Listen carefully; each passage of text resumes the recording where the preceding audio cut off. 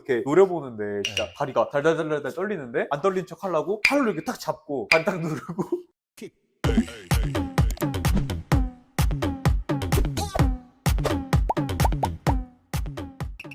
잘 지냈어요? 안녕하세요. 안녕하세요. 한 주 잘 지냈나요? 이번 주에 여행을 좀 다녀와가지고 살이 좀 붙었어. 후쿠오카? 맛있는 거 좀 많이 먹고 싶어가지고. 거기서 운동도 열심히 하잖아요. 아 근데 몸이 커졌어요. 여름 준비하는 거예요. 여름 되고 하면 그런 데 가야 되니까. 그런 데가 어디요? 대표님이 워터밤 보내주신다 하셔가지고 아 진짜? 같이 아, 가시죠. 유튜버가 너무 잘 돼가지고 대표님이 그렇게 가고 싶고 한번 갔다 와봐라 이렇게 말을 해주셨어요. 진짜 갔다 와도 되겠네. 시청자분들 덕분에 저희가 이렇게 워터밤도 가게 되고 좋은 인연을 찾을 수 있도록 해보겠습니다. 외국에 짝짝꿍 하러 가는 거예요. 저 이제 결혼해야 되니까 네. 10년 후에 결혼하려면 지금부터 연습을 좀 해야 되지 않나. 어떤 연습이요? 연애 연습. 연애를 많이 안 해봐가지고 6년 동안 하시지 않았어요? 6년 동안 노력은 했는데 잘하는 게 쉽지가 않더라고요. 연애가 원래 다 어렵죠. 씁쓸한 얘기는 여기까지 하고 오늘은 제가 좀 궁금한 게 있어요. 면접 보러 갈 때 어떤 머리를 해야 신뢰감 있는 인상을 줄 수 있는지. 면접은 첫인상이 진짜 중요합니다. 첫인상에서 머리가 불편하면 호감이 가지 않기 때문에 깔끔한 머리죠. 가일 컷, 크리드 컷, 댄디한 느낌 아니면 반감 머리, 요즘 반간이라는 단어를 쓰나요? 가일 스타일. 역시 약간 연륜이 좀 있다 보니까 별로 차이 안 나요. 별로 차이 안 나고요. 이마를 열어서 답답함을 좀 없앤 스타일이 첫인상에 호감이 갈 것 같고요. 그리고 깔끔해야 됩니다. 텍스처를 막 살리기보다는 소프트한 머리가 단정하고 깔끔하기 때문에 댄디한 느낌이나 가일 스타일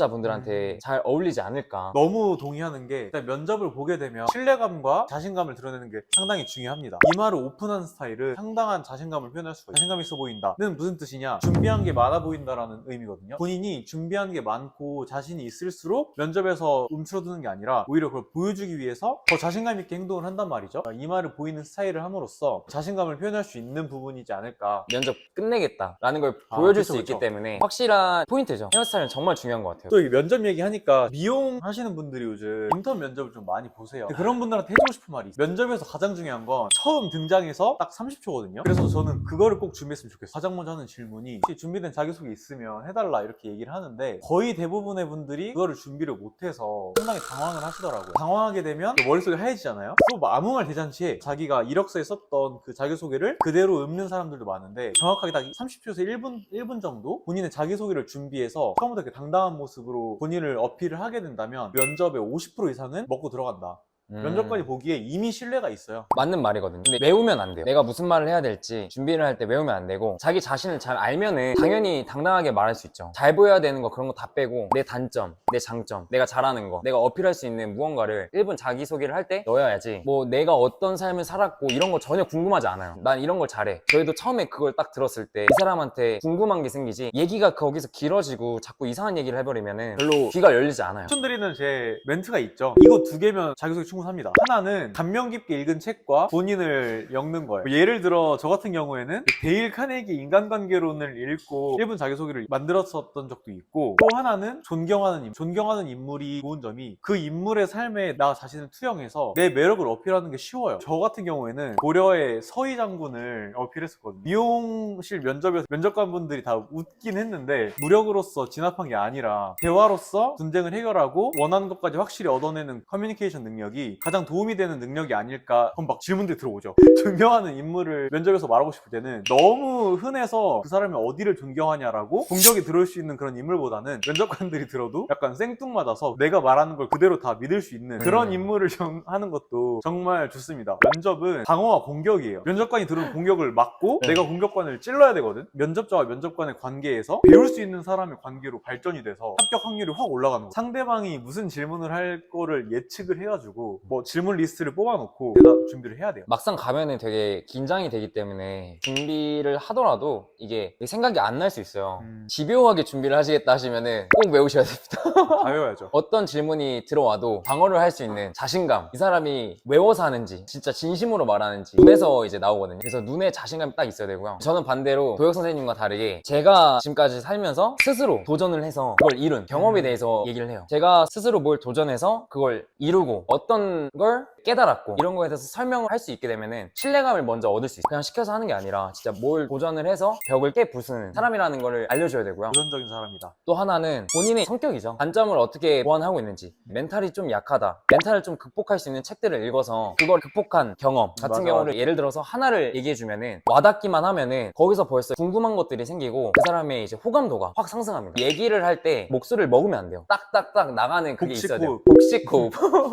그게 있어야 사람 귀가 열리고 잘 들려요. 그 면접 볼 때 꿀팁 중 하나는 미끼를 흘려야 돼요. 이게 좋은 말만 하다 보면 얘를 어떻게든 공격할 생각을 하거든요. 이 말에 대한 그런 근거를 얻어야 되니까. 근데 이럴 때 일부러 나의 약점을 살짝 흘리는 거예요. 여기서 말하는 단점은 충분히 극복할 수 있는 단점을 살짝 흘려요. 살짝 이렇게 흘리면 면접관은 당연히 질문할 거예요. 그런 약점이 있으신데 뭐 극복한 사례나 뭐 경험이 있냐 물어보면 그때 딱 미끼를 문 거예요. 그 약점을 보완했던 경험을 딱 이렇게 준비한 대로 따다다다닥 말하는 순간 그 면접관은 괜히 공격했다가 따다다다닥 맞고 정신 못 차린 거죠. 이 부분은 약점으로 생각했는데 이 친구는 벌써 그걸 극복을 했구나. 그 면접관 입장에서는 딱히 다른 공격을 할 필요가 없어요. 애초에 가장 중요한 약점을 본인이 말했고 해결할 방법을 이미 찾았으니까. 그러면 바로 패스. 그리고 자신의 목표가 좀 있어야 돼요. 나는 이 샵에 들어와서 그 회사에 들어가서 이런 사람이 되고 싶다가 아니라 진짜 확실한 내 목표, 내 의지를 보여줄 수 있어야 되거든요. 그래서 목표가 있냐는 질문에서 바로 이제 그냥 바로 합격 패스. 목걸이 패스. 패스. 도혁 선생님은 올해 네. 목표가 뭐죠? 제 목표요? 7일 정도 해외여행 가는 게 목표입니다. 7일 정도 해외여행 가는 게 목표. 그러려면 제가 매장을 씌워야 되잖아요. 휴가를 쓸 수 있는 근거가 필요해요. 대표님이나 윗사람 입장에서 흔쾌히 이렇게 열심히 했는데 휴가 갔다 와야지 라고 말할 수 있을 정도로 제가 노력을 하고 위치에 올라가는 게 그쵸. 부가적인 목표고, 최종의 목표는 일주일 이상 해외여행 다녀오기. 일주일 이상 해외여행 다녀오기. 그걸 이루기 위해 행동이 될 수도 있고 일이 될 수도 있고 매출이 될 수도 있고 그쵸. 점점 채우는 거죠. 해외여행을 충분히 갈 수 있어요. 매출이 있어야 당연히 그만큼 갈 수 그쵸. 있는 명분이 생기고 쉴 수 있기 때문에 저는 올해 충분히 가능할 것 같습니다. 날라다녀야죠. 저 같은 경우는 개인 교육, 세미나 꾸준하게 그걸 가져가는 걸 올해 목표로 삼고 있어요.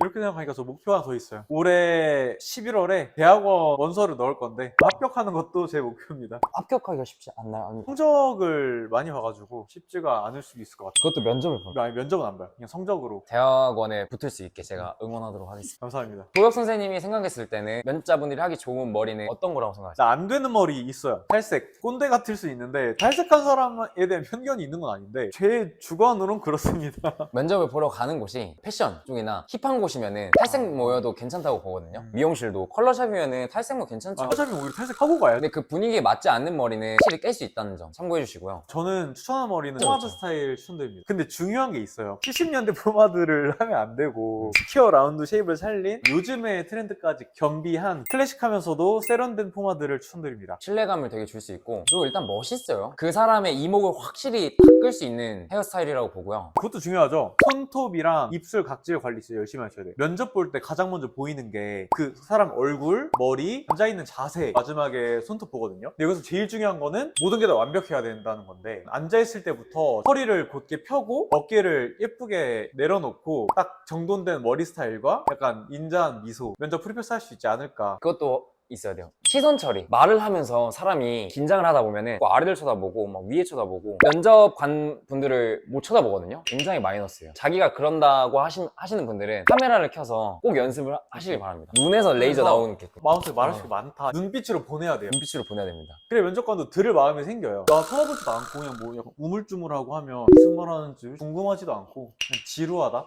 제가 면접관일 때 궁금하지 않으면 눈 안 봐요. 궁금한 사람이랑만 눈을 마주쳐요. 도혁 선생님은 면접을 봤을 때 어떤 머리로 갔었어요? 웨일 처음 지원했을 때 일인데 네. 그때는 제가 고객이었거든요. 근데 저 머리 어디서 했냐면 웨일 와서 했습니다. 여기 와서 머리를 하고 면접을 맞아요. 봤다고요? 면접이 5시였고 예약을 한 2시인가 하고 와서 저는 면접 봐요. 그럼 면접이니까 까리하게 가야겠네 이렇게 말씀하시면서 포마드 스타일 해줬어요. 그래서 포마드 싹 넘기고 수트 입고 면접 보러 갔죠. 그렇게 면접 보러 가니까 대표님이 그 이후에 했던 말인데 누가 봐도 웨일 머리였다. 누구는 꼴값 떤다라고 할 수 있는데 열정으로 어필이 가능한 거거든요. 내가 얼마나 여기를 좋아하고 관심이 많은가 맞아요. 에 대한 표현이 될 수도 있기 때문에. 근데 맞아라고 이게 생각 안 중요한 게 해요. 있어요. 저는 애초에 고객이었으니까 가능했는데 한 번도 안 오다가 면접 보는 날 머리 하면 그거는 너무 속보인다.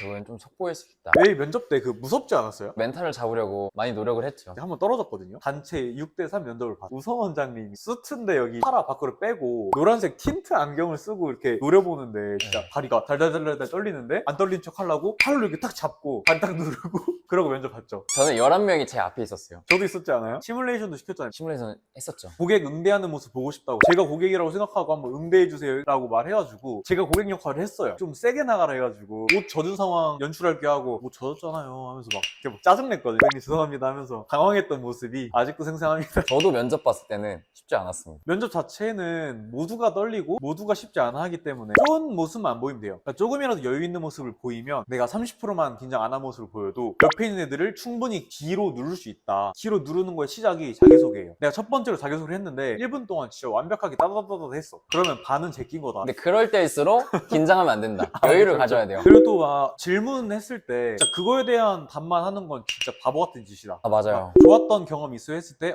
군대에서 뭐 어떤 훈련했던 게 기억에 남아서 군대 얘기 안 했으면 그렇게 좋겠다. 라고 말하는 분 많은데 그렇게 끝내는 게 아니라 내가 어떤 점이 부족하다는 걸 깨달았고 그 이후에 이거를 보충하기 위해서 전역하고 나서 학교에서 하는 활동이 있다. 학교에서 있었던 일, 군대에서 있었던 일 이런 얘기 다 좋아요. 그 사람이 듣고서 공감이 갈 수 있어. 스토리를 정확하게 구체적으로 들려줘야 되지. 군대에서 이런 경험이 있었다 정도면은 저는 맞아. 마이너스다. 그 스토리를 직무랑 연관을 시켜서 도움이 돼야 그 스토리가 되는 건데 그냥 그때 뭐 느꼈대 뭔가를 그게 저희랑 일하는 거랑 뭔 상관이요라고 말하고 맞아. 싶지만 않아죠. 군대 얘기할 거면 해병대 수색대대 아니면 얘기하지 마세요. 해병대 수색대대면 무조건 인정하거든요. 그냥 군대 얘기는 별로 듣고 싶지 않아요. 이미 다 갔다 온 사람들인데. 아니 근데 진짜 수색대대는 멘탈을 인정해줘야 되는 사람들이기 때문에. 저는 대육군 조교 출신이기 때문에 근데 조교 진짜 잘했을 것 같아. 잘 못했어요. 착해가지고. 군대에서는 안 착했을 것 같아. 남한테 뭐라 하는 거 잘 못해가지고. 잘 못하는 게 아니라 진짜 도역 선생님이 이건 아니다 여기까지 왔다 하면은 다 말합니다.